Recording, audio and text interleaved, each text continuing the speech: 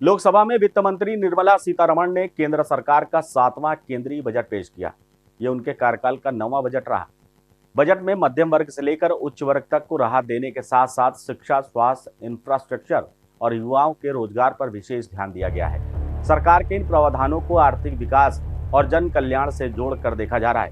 इस बजट में प्रधानमंत्री के संसदीय क्षेत्र वाराणसी को भी विशेष सौगात दी गई है। काशी के विकास को गति देने के लिए रेल कॉरिडोर परियोजना की घोषणा की गई है। इसके साथ ही सारनाथ क्षेत्र में एयरक्राफ्ट मेंटेनेंस कॉरिडोर स्थापित करने का ऐलान किया गया है, जिससे रोजगार के नए अवसर पैदा होंगे और पर्यटन को बढ़ावा मिलेगा। बजट पर प्रतिक्रिया देते हुए चार्टर्ड अकाउंटेंट जय पदवानी ने कहा कि सरकार ने टैक्स व्यवस्था में राहत देकर निवेशकों, खासकर शेयर बाजार से जुड़े लोगों को लाभ पहुंचाया है। उन्होंने बताया कि पर्यटन स्थलों के विकास पर फोकस करने से काशी की स्थानीय अर्थव्यवस्था को मजबूती मिलेगी। सबसे महत्वपूर्ण बात यह है कि जो इनकम टैक्स एक्ट है 1961 में बना था, अब उस 1961 एक्ट को उन्होंने खत्म कर दिया, मतलब खत्म। 1 अप्रैल 2026 से नया एक्ट लेके आए, इनकम टैक्स एक्ट 2025, ये बीजेपी सरकार लेके आई है।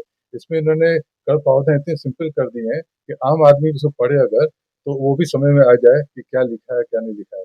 पहले वाले एक्ट में बहुत जटिलताएं थी और उसको सरलीकरण कर दिया गया है, और इनकम टैक्स फॉर्म वगैरह है उनको भी काफी स्ट्रीमलाइन कर, स्मूथ कर दिया है। तो ये सबसे बड़ा इस बात की अचीवमेंट है कि नया कानून लेके आए हैं। दूसरी चीज ये है कि शेयर मार्केट में इधर क्या हो रहा था कि लोग बहुत ज्यादा उतावला हो रहे थे, सट्टेबाजी टाइप का काम हो रहा था, तो उसमें उन्होंने 2.5 गुना टैक्स बढ़ा दिया। 2.5 गुना या 0.02% जो टैक्स लगता था, सिक्योरिटी ट्रांजेक्शन टैक्स, जो आदमी खरीद बिक्री करता है, उसे 2.5 गुना बढ़ा के 0.05 कर दिया।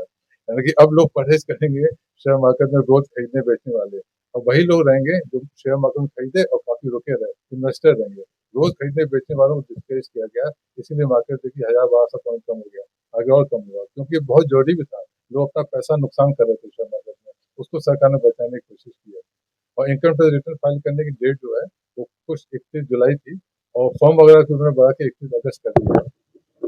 और काफी उन्होंने अच्छे रचनाइज चीजें की, यानी कि बहुत अच्छा किया है। कोई लोग लुभावने बातें नहीं की हैं, लेकिन जो भी उन्होंने स्ट्रीमलाइन कर दिया है वो सबके लिए अच्छा कर दिया। एक और मजेदार बात की उन्होंने institute of chartered accountants of India, जो हम सी हैं, तो हम लोग को कहा गया है कि जो एसएमईज हैं, जो स्मॉल बिजनेसमैन है, उनके लिए कोर्स लेके आइए, ताकि वो किस तरह से कंप्लायंसेस कर सकें इनकम टैक्स जीएसटी वगैरह का, उनको ट्रेनिंग दी जाए, उनको सर्टिफिकेट भी मिलेगा, ताकि एसएमईज जो छोटे व्यापारी हैं वो अब कोर्स करेंगे, और हमारे इंस्टीट्यूट जो है उनको ट्रेनिंग देगा और सर्टिफिकेट भी देगा, ताकि वो अपना काम रोजगार जो है उसमें किस तरह से जीएसटी को फॉलो करना है, इनकम टैक्स फॉलो करना है, उन सब चीजों में उनको फायदा हो। ये भी नई चीज उन्होंने इसमें इम्प्लीमेंट की है।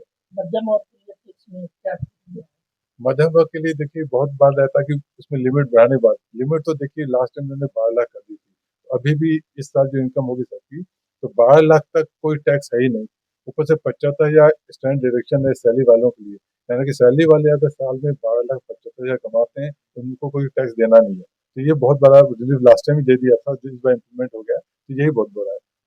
स्वास्थ्य की अगर बात की जाए तो दिव्यांग योजना इस बार कराई गई है, और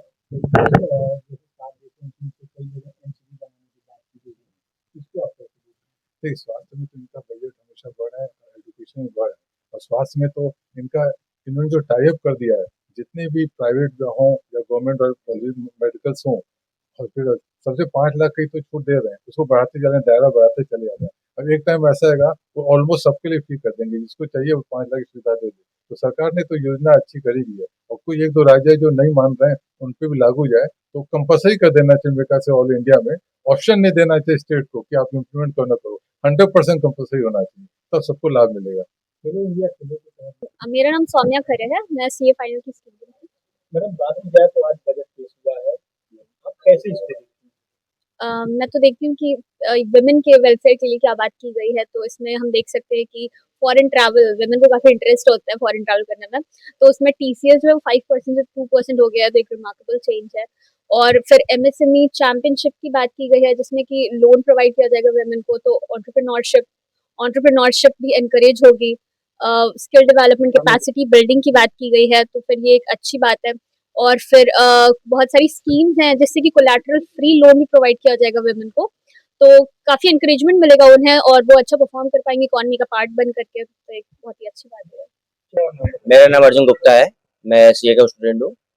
मैं जैसे कि इस बजट में डायरेक्ट टैक्स मेजर में निकालना चाह रहा हूँ जैसे कि एक आदमी क्या होता है, एक आम आदमी अपने बच्चों को बाहर फॉरेन में भेजना चाहता है कि भाई पढ़ाई करने के लिए, तो वहाँ पे रेमिटेंस करता है इंडियन रुपीस में। तो वो हम लोग में उस पे टैक्स लगता था 5%। अब उसको क्या कर दिया गवर्नमेंट, क्या कर दिया उसको रिड्यूस कर दिया 2% पे। तो इससे अच्छी हम लोग को क्या बेनिफिट मिलेगी एक पेरेंट्स के लिए? मेरा नाम विश्वास सिंह है, मैं सीए फाइनल का स्टूडेंट हूँ। स्टॉक मार्केट से रिलेटेड गवर्नमेंट अच्छा मतलब नियम निकाली है, जैसे एसटीटी फ्यूचर्स एंड ऑप्शंस पे एसटीटी 0.02 से 0.05 कर दिया गया है, जिसकी वजह से वॉल्यूम कम हो जाएगी और जो लोग पैसा गंवाते हैं एज पर सेबी जो रूल्स है, हाँ, उनके अकॉर्डिंग जो डेटा निकल के आया था उसमें 99% के आसपास लोग पैसा गंवाते ही है फ्यूचर्स में। तो एक तरीके से वॉल्यूम कम हो जाएगी मार्केट में, जिसकी वजह से लोग ज्यादा ट्रेड नहीं करना चाहेंगे। बट लॉन्ग टर्म इन्वेस्टर्स के लिए काफी अच्छा ये पॉइंट ऑफ व्यू है, क्योंकि मार्केट जिस तरीके से लगातार पिछले 1.5 साल से क्रैश कर रही है, नीचे ही गिर रही है, तो जिनको लॉन्ग टर्म के लिए होल्ड करना है वो डिप पे खरीद सकते हैं अभी। हाँ, तो उनके लिए एज सच इससे कोई ज्यादा इफेक्ट नहीं पड़ेगा। तो ये अच्छा बेनिफिट है एक तरीके से मार्केट लिए अभी तो।